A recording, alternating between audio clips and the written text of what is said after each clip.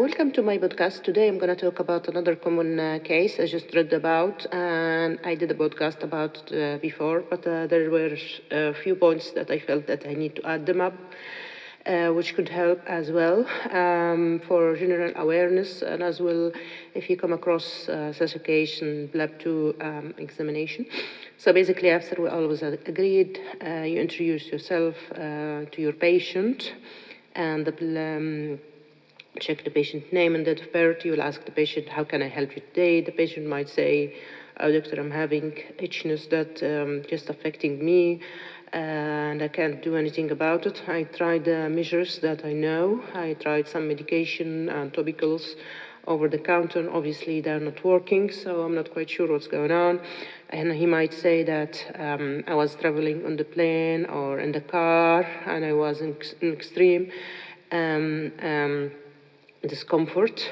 So you will ask, tell me more. So the patient might say whatever I stated just now and might add something. And then you will start to narrow down the questions accordingly. So you'll say, which part of your body can you point out? Can you tell me if there is anyone in your family who has this itchiness? And do you believe that you know what might be the reason for that? Can you associate it with anything? So in that condition, you are asking about the eyes.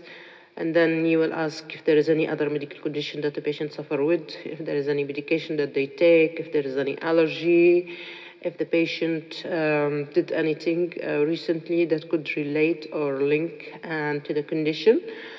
And then you will ask if the patient, for instance, had been to somewhere out of the norm for him or for her, say, for instance, visiting friends, visiting a farm, hotel, traveling abroad. All of that you need to ask. And then you will ask the patient, what's your work, what's your living condition, any hobbies and lifestyle, and then you just ask the patient, if you don't mind, I would like to have a quick look and a close look to the lesion. So the patient might show you the part which is affected. So it could be any part of the body. So it could be the legs, could be the hands, could be the hidden part of the body, like for instance tummy, back, flanks, anywhere basically you would think of. And then you will see, you will notice that there is like a line of red papules or macules, could be raised sometimes, like urticarial wheals. But the distinctive about this kind of rash, it will have a pipe mark with in clusters or in lines. And then you will ask, do you notice any time of the day that the itchiness is more intense? So the patient might say, yeah, when I'm feeling warm, I feel the itchiness more. And you need here to distinguish it from the different differential for basically itchiness. So if the patient says, if I take shower, for instance, it increases, this will point to, for instance, scabies. If the patient says, itch mostly when I feel warm, or I went basically a few days in the bush, or I cleared up abandoned area, and then I developed these marks. So you will thinking about insect bite. If the patient says that I was, for instance, in an accommodation, and maybe it could be public accommodation or private home or wherever. So in this condition, you will think about bedbugs. So in that condition, it's a bedbug. So it has been estimated that 9% of the United States Department has bedbug. It's common in the hotels. And it has been emerged recently that in Europe, mostly in France, there is raising concern about bedbugs, which could be related to the move internationally and global resurgence. So bedbugs are obligate, wingless, small insect that often live in the bedding and feeds on the blood, mostly animals and human, and they can live up to a year. However, their activity reduces with the cold, but they flourish with temperature, which is warm to high, and it can be found in the abandoned furniture and lose wall power, yeah, paper, I mean, sorry about this, and mostly in the mattress as well, and wooden parts, so anything that seems to be abandoned or it's not used for some time, they could harbor bed bugs. I recall a long time ago I had a patient who kept getting skin bite marks, and I did everything just to find out what might be the reason. And then I told the patient, "Have you looked under your mattress?" And so the patient said no. And then when he looked, he said, "Yes, I can find and see stuff under the bed." So he just changed the bed and continued the treatment, and the problem resolved. So you need to find what could be the reason for that. So for instance, in the UK, people tend to use second-hand furniture, and this could be another thing to clean it. I mean, basically, a lot of people, they like to buy second-hand because the new one can be quite hefty and can be very expensive and even overpriced. So here usually, I mean, basically, even if it's second-hand, it looks like a new one. So just bear in mind, if you buy something like this, you need to clean it thoroughly and before, of course, using it. So mostly those kind of insects, as I say, can be found in anywhere. Every sector can harbor this, whether private homes, public accommodation, offices, healthcare facility. So they can cause basically very intense, itchy, raised skin bumps, wheals, papules, due to the insect bite, which mostly happen during night. And anybody of the body can be affected. There is no part immune to that.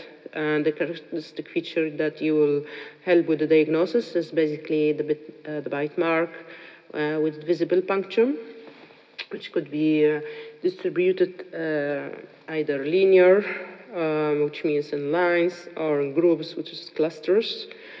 So certain situation you could see it, so you might see dark yellow, red, brown, as I say, insect, which is wingless, and can be the size of 5 millimeter, so it's very hard to see.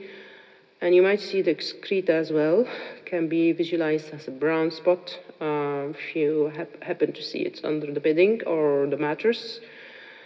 And usually in that situation, they call it like a breakfast, lunch, or a dinner sign. So this is something that you would see at that period of time. And it can happen within few seconds to several days. So you wouldn't see it instantly sometimes. I recall once I just cleared the bush in the garden and just all of a sudden felt intense pain with itchiness in my lower legs. And literally when I saw it, it was all massively swollen, basically nodules, very red nodules, and they were really itchy and painful. I kept just treating myself with steroid topically, and within a week it just resolved. So that's something you need to bear in mind. So in terms of treatment, if you're going to relate it, basically it's really hard to relate it because of the itchiness. It's going to clear up within a week time or so. You need to apply cooling cream and then clear clothing to ease the itchiness and swelling. And try to keep the area clear and clean and avoid scratching because this might cause infection, especially if the patient is diabetic. This might cause recurring infection, of course. and just apply topical steroid and take antihistamine in order to relieve the itchiness and help with the sleep. If the conditions does not resolve, in that condition you need to contact your doctor or your GP, and who will advise accordingly. There are certain measures that to be considered.